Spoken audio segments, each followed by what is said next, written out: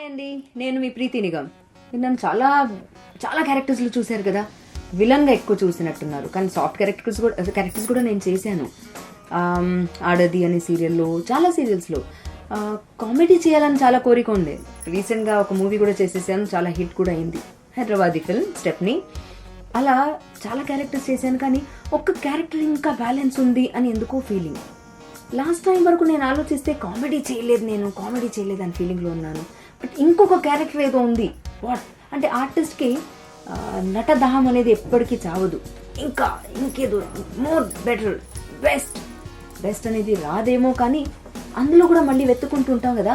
ఇప్పుడు నేను అది ఆలోచిస్తుంటే, మామూలుగా మా డైరెక్టర్ గారు ఉన్నప్పుడు మాట్లాడుతున్నాను, ఒక క్యారెక్టర్ ఏదో మిస్సింగ్, నేను ఇప్పటిదాకా చేయలేదు అంటే, నేను ఇస్తాను మీకు ఆ క్యారెక్టర్ చూడండి మీరు అన్నారు.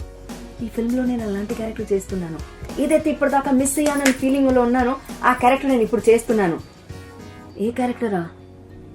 ఒక్కసారి ఆలోచించండి, నేను ఏ క్యారెక్టర్స్ చేశాను. ఆడది, విలన్, సాఫ్ట్, ఇంకే క్యారెక్టర్ చేయలేదు. ఏదో క్యారెక్టర్ చేయలేదండి.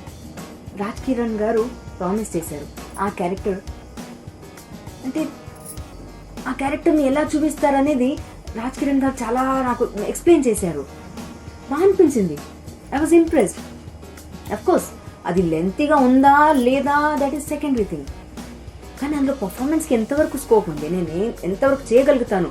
But really it's something different for me. అది ఎలా ఉంది తెలుసా, నేను అన్నీ చెప్పేస్తారు ఇక్కడ. అన్నీ చెప్పేస్తే థియేటర్లో ఏం ఎంజాయ్ చేస్తారండి? Only 7 days to go. 7 days తర్వాత నన్ను నేను ఆ రూపంలో చూడాలనుకుంటున్నాను. ఇప్పుడు ఆ క్యారెక్టర్లో, ఆ పర్ఫార్మెన్స్లో. ఆ పర్ఫార్మెన్స్ ఏంటి?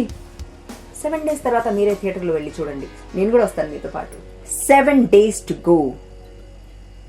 మీరు వెళ్ళి థియేటర్లో చూడండి.